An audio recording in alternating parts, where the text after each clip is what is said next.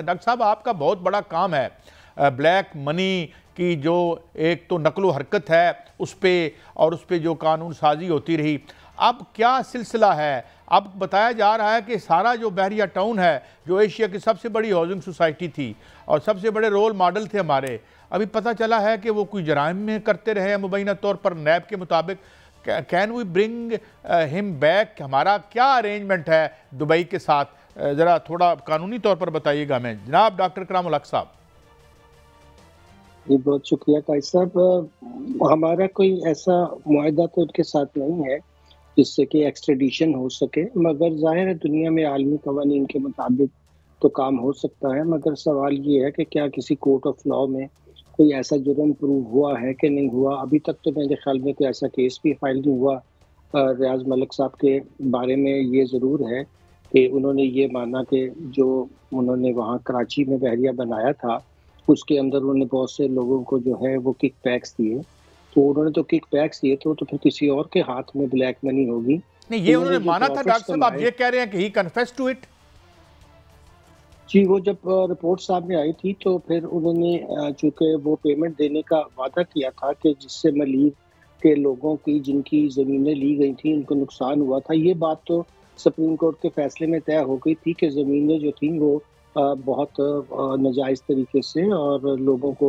बगैर कोई मुनासिब रकम दिए खरीदी गई थी। ज़ाहिर है जिन लोगों ने फैसला किया कि ये ज़मीनें उनको दे दी जाएँ वो भी मुलव्वस थे। मगर उस वक़्त आपको याद होगा कि उसके अंदर एक लिस्ट थी ऐसे फेक अकाउंट्स की जिसके ज़रिए से 10.2 बिलियन का किकबैक ज़ाहिर होता था। यानी ये वो रकम थी जो बहरिया के अकाउंट से निकल कर उन अकाउंट्स में गई थी। उस पे जेआईटी बनी, उन्होंने रिपोर्ट दी, मगर फिर उसको नैब को रोक दिया गया कि इसके लिए आप अलहदा केस ना चलाएँ, क्योंकि वो जो फैसला हुआ था वो जो 430 बिलियन रुपया वापस करने का था, वो एक तरह से सेटलमेंट थी। अब गिल्ट के लिए ज़रूरी नहीं होता कि आप उसको कोई इन ब्लैक एंड व्हाइट माने, या कोर्ट आपको उसके जब आप मान जाते हैं कि जी मैं वो हर्जाना भरने को तैयार हूँ, तो आपको पता है कि फाइनेंशियल क्राइम में अल्टीमेटली चीज़ तो रिकवरी होती है, तो वो रिकवरी खुद देने को तैयार थे। और लेकिन डॉक्टर साहब, जो नैब की प्रेस रिलीज आई है उसमें यह लिखा गया है कि तख्त पड़ी, रावलपिंडी, कराची, पिशावर, जामशोर और मरी की ज़मीनों के नाजायज़ कब्जे किए गए और गैर कानूनी इक़दाम के जो नाकाबिले तरदीद सबूत नैब के पास मौजूद हैं। तो क्या आप समझते हैं कि इस हवाले से मलिक रियाज जो हैं उनके खिलाफ कार्रवाई हो सकती है, और वे इस वक्त दुबई में हैं, क्या उनको वहाँ से गिरफ्तार करके लाया जा सकता है? जी, मैं अर्ज़ कर रहा था कि ये तो तभी मुमकिन होगा ना जब सिर्फ़ प्रेस रिलीज़ से तो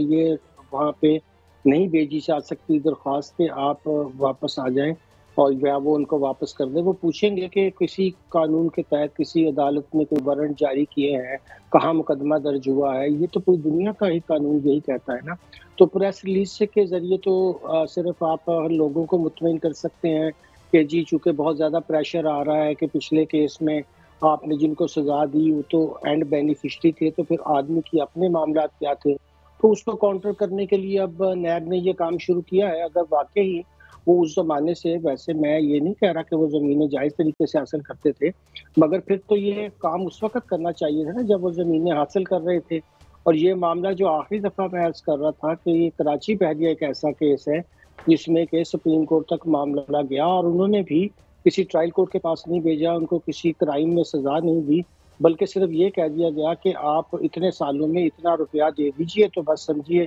जब सब चीज़ें ख़त्म हुई। इसको आप किसी अदालती तारीख़ में यही कह सकते हैं कि जो एक पार्टी है वो तैयार हो गई वो हर्जाना देने के लिए, जिसका तयन कोर्ट ने किसी सूरत में किया।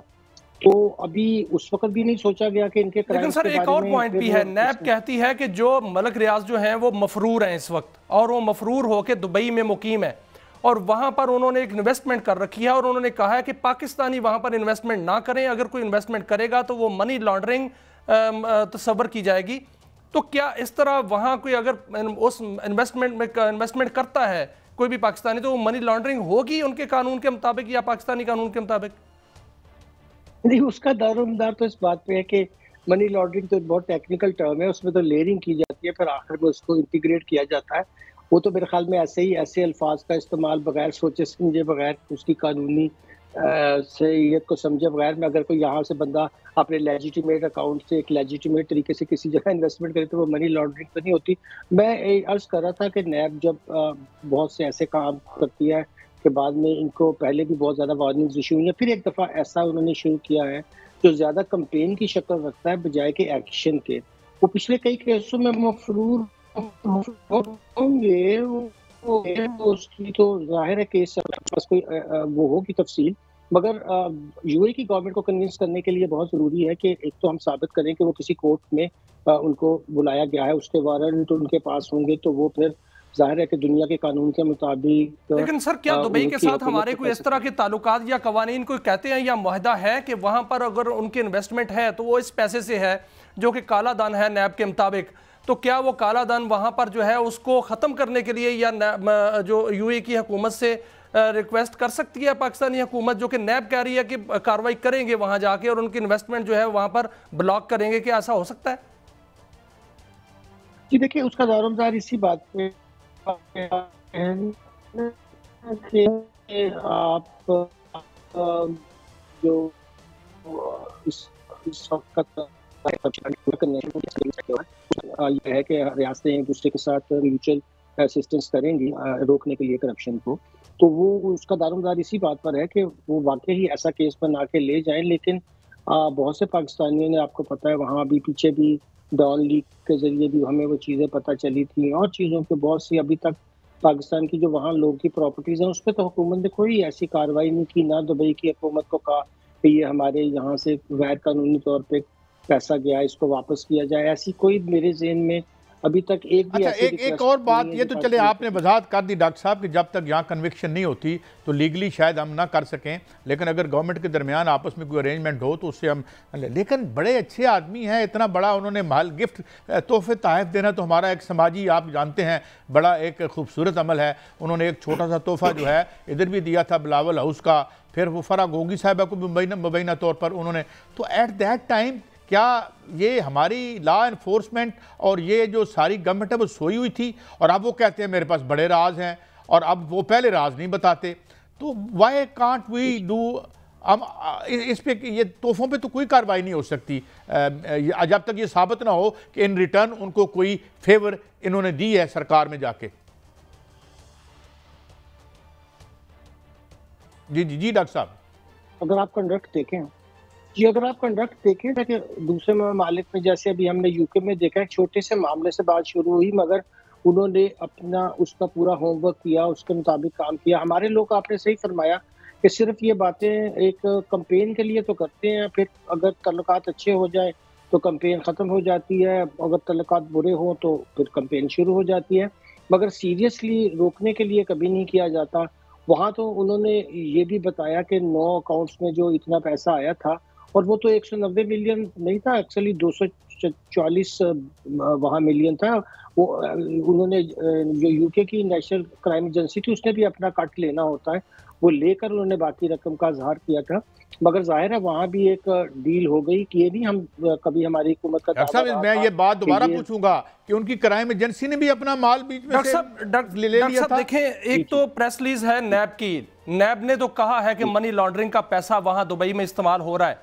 लेकिन दूसरी जानब मलिक रियाज ने एक वहां पर ट्वीट किया है, उन्होंने कहा है कि 40 साल पुराने राज मेरे दिल में है, अगर मैं उस राजों को खोल दूं तो बौंचाल आ जाएगा। तो फिर आप क्या समझते हैं कि जिस तरह अभी आपने बात की डॉक्टर साहब कि छोटा सा मामला शुरू हुआ था और फिर वाकईतन वो पनामा वाला मामला कहां तक पहुंचा, तो क्या ये भी इस हवाले से अगर मलिक रियाज के खिलाफ कार्रवाई होती है, अगर वो अपने राज जो है वो फाश कर देते हैं, तो फिर बड़ा कोई जिसको कहते हैं कट्टा खुलने वाला है या बहुत बड़ा जो बौछाल आने वाला है? जी जाहिर है वो भी अपने अंदाज में बता रहे हैं कि अगर आप मेरे तक पहुंचेंगे तो मैं भी आप तक पहुंचूंगा। तो ये जो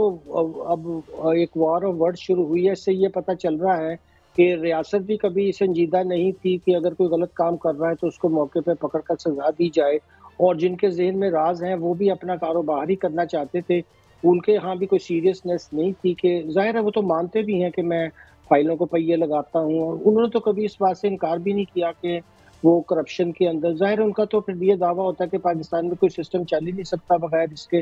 तो अगर वो रकम देते रहे हैं तो उसका बरमला इजहार भी करते रहे हैं। अब सिर्फ वो ये कह रहे हैं कि मैं नाम भी बता दूंगा, तो ये तो फिर हमारी रियासत के ऊपर इसका बैड रिफ्लेक्शन होगा। रियाज मलिक साहब को तो कोई फर्क नहीं पड़ने लगा। लेकिन नहीं देखे ना डॉक्टर साहब, डाउन में पूरा उन्होंने एरियल गूगल से निकाल के बताया कि कितना एरिया जो है, और जो गोठों का मामला था, जो गोठों का मामला था जहाँ से मस्कीन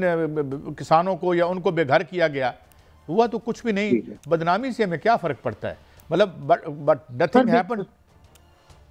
जी बिल्कुल सही फरमाया आपने। ये बहुत बड़ा जो है अफसोस का मुकाम है कि हमारे जो लोगों के साथ ज्यादती हुई, अभी तक तो उन तक पैसे भी नहीं पहुंचे हैं। और ये जो रकम आई थी सुप्रीम कोर्ट में, ये दरअसल ना हुकूमत की थी, ये उन गरीब लोगों की थी जिनको कंपनसेशन पे होनी चाहिए थी। मगर सिर्फ अखबारों में टीवी टॉक शोज में ही बात रह जाएगी। कोई भी जाकर उन गरीब लोगों से इंटरव्यू नहीं करेगा कि आपसे साथ क्या ज्यादती हुई थी, क्या आपको कोई कंपनसेशन मिली भी है या नहीं मिली है। तो आपका बिल्कुल सही फरमाना है कि ये जब एलीट्स आपस में लड़ती हैं, जब अमीर लोग आपस में लड़ते हैं, ताकतवर आपस में लोग लड़ते हैं, तो पता चलता है कि सिस्टम जो है वो कैपिटलिज्म का ऐसा ही है कि आखिर में पता चलता है कि ये सब झूठ पे, फ्रॉड पे मबनी है और इसमें लोग आपस में दस्तों गिरेबान होते हैं, मगर गरीब लोगों को कोई पूछता भी नहीं है। ये अब डॉक्टर साहब, अच्छी बात है कि करप्शन जो है उसको उसका रास्ता रोकना चाहिए और करप्ट का एहतसाब होना चाहिए। अगर 40 साल बाद भी ऐसा हो रहा है और नैब ने अभी जो है वो इस पर तहकीकात शुरू कर दी हैं